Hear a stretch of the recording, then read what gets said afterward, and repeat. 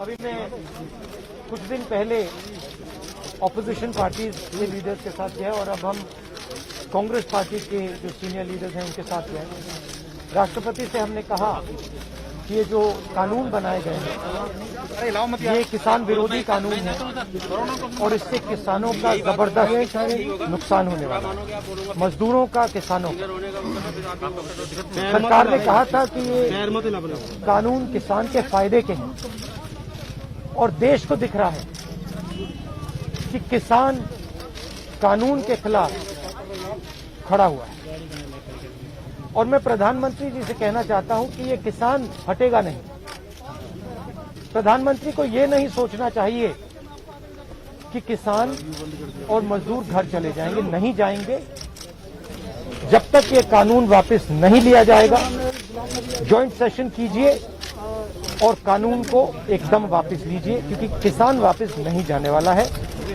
और हम सब, विपक्ष की सब पार्टियां किसानों के साथ, मजदूरों के साथ खड़े हैं और खड़े रहेंगे। जिस प्रकार से ये कानून पास किया गया वो भी बिल्कुल गलत था। बिना डिबेट किए, बिना किसानों से चर्चा किए, बिना मजदूरों से पूछे ये कानून ऊपर से थोप दिए गए और इन कानूनों को हटाना ही पड़ेगा, विद्रॉ करना ही पड़ेगा।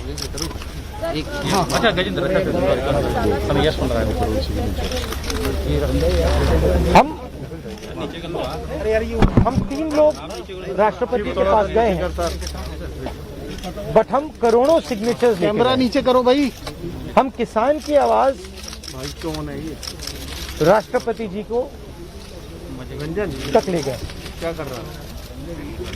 सर्दी का मौसम है और पूरा देश देख रहा है कि किसान दुख में है, दर्द में है और मर भी रहे हैं। प्रधानमंत्री को सुनना ही पड़ेगा। और मैं एडवांस में चीज बोल देता हूं। मैंने कोरोना के बारे में बोला था कि नुकसान होने जा रहा है, उस समय किसी ने नहीं बात सुनी। और आज मैं फिर से बोल रहा हूं, किसान के सामने, मजदूर के सामने कोई भी शक्ति नहीं खड़ी हो सकती है। अगर प्रधानमंत्री जी ने कानून वापस नहीं लिए, सिर्फ बीजेपी को नहीं, सिर्फ आरएसएस को नहीं, देश को नुकसान होने जा रहा है। बीजेपी, नरेंद्र मोदी जी का एक ही लक्ष्य है और वो किसान समझ गया है, मजदूर समझ गया है। लक्ष्य है कि उनके आसपास जो 2, 3, 4 बड़े क्रोनी कैपिटलिस्ट हैं, उनके लिए पैसे बनाने का काम नरेंद्र मोदी जी करते हैं।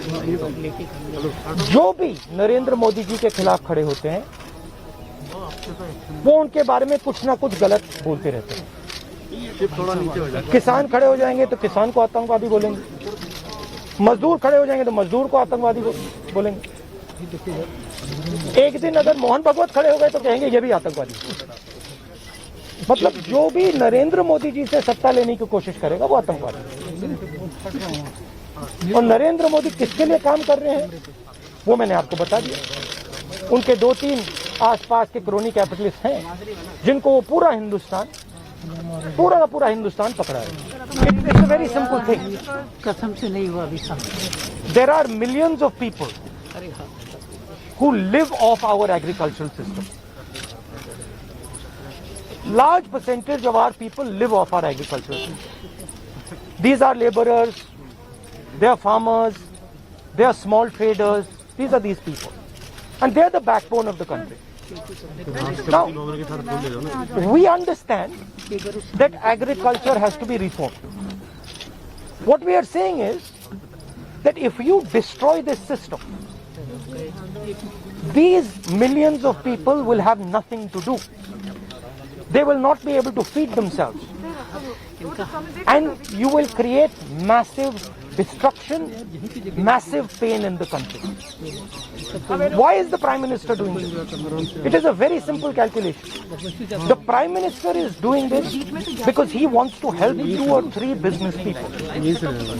He does not care what happens to these people.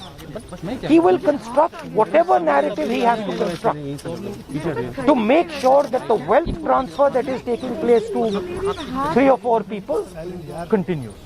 He will call people terrorists. He will call people anti-nationals.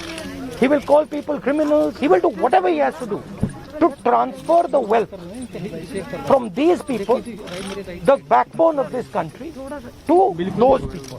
3 or 4 of them, 5 of them. That's the crux. And we are fighting this.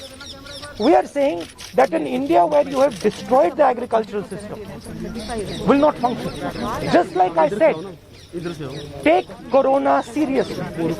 Corona is going to kill people in massive numbers if you do not act. At that time they said,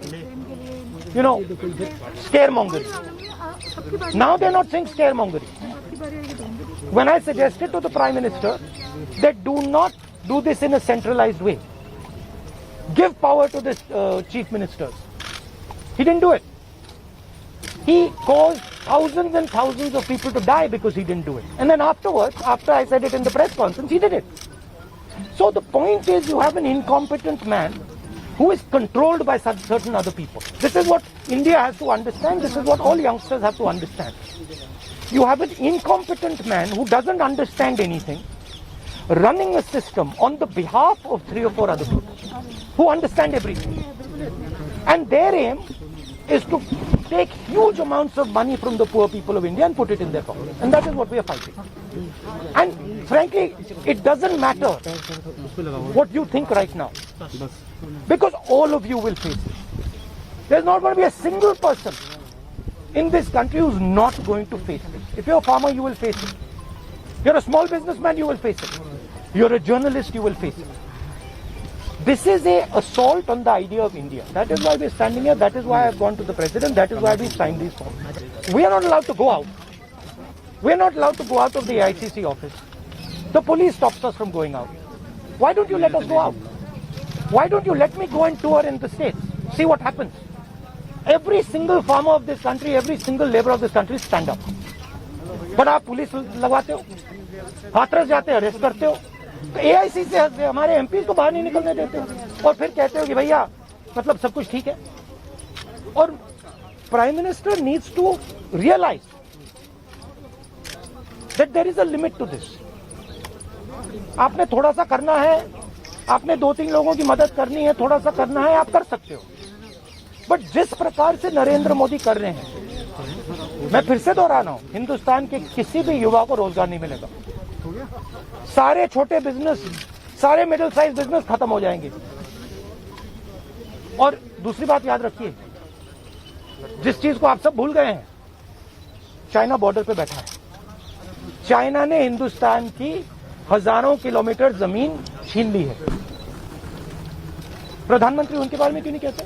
आगे चलिए है ना, उसके बारे में चुप क्यों है? तो मेरा कहना है कि पूरा का पूरा कॉम्बिनेशन बन रहा है. एक तरफ आप अपने सिस्टम को तोड़ रहे हो, आप अपने लोगों को लड़ा रहे हो, आप अपने किसान को मार रहे हो, मजदूर को मार रहे हो, और दूसरी तरफ बाहर से फोर्सेस देख रही हैं, कह रहे हैं कि बहुत अच्छा है, नरेंद्र मोदी हिंदुस्तान को कमजोर कर रहा है और हमारे लिए अच्छी अपॉर्चुनिटी बनने जा रही है. मैं देश को बता रहा हूं, मैं वार्निंग दे रहा हूं कि आप देखिए क्या हो रहा है. और मैं आपको भी कह रहा हूं, प्रेस वालों को भी कह रहा हूं, मैं समझता हूं कि आपको सैलरी मिलती है और आपके लिए बहुत मुश्किल है. मैं समझता हूं बात, इसलिए आप नहीं कह पाते हो जो आपको कहना है. जी बिल्कुल ठीक है. मगर आपके देश को, हमारे देश को बहुत जबरदस्त नुकसान होने वाला है. बहुत डेंजरस रास्ते पर ये देश चल रहा है. ये मैंने कहना तरीका है, डिटेन करना, मारना पीटना, ये इनका तरीका है, बट हम नहीं करते. ये आप किस देश की बात कर रहे हो? ये कौन सी देश की बात कर रहे हो? डेमोक्रेसी? ये मतलब कौन से देश की बात कर रहे हो? इंडिया की बात कर रहे हो? इंडिया में कोई डेमोक्रेसी नहीं है. डेमोक्रेसी इंडिया में ये मतलब आपके इमेजिनेशन में हो सकती है, मगर रियलिटी में है नहीं. हिंदुस्तान के एग्रीकल्चरल सिस्टम में कौन इन्वेस्ट करेगा और कौन पैसा बनाएगा?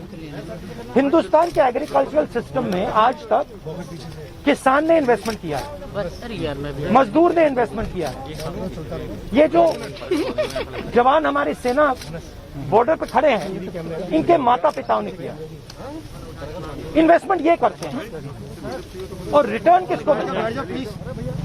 रिटर्न 2-3 उनके उद्योगपति मित्रों को मिलता है। ये पूरा देश जानता है, पूरा देश इस बात को समझता है कि इन्वेस्टमेंट हम करते हैं। अगर ये यहाँ पे लाखों लोग बैठे, हजारों लोग जो बैठे हैं दिल्ली के बाहर, क्या ये मत सुनिए, ये जो लाखों लोग आए, क्या ये मिठाई खाने आए?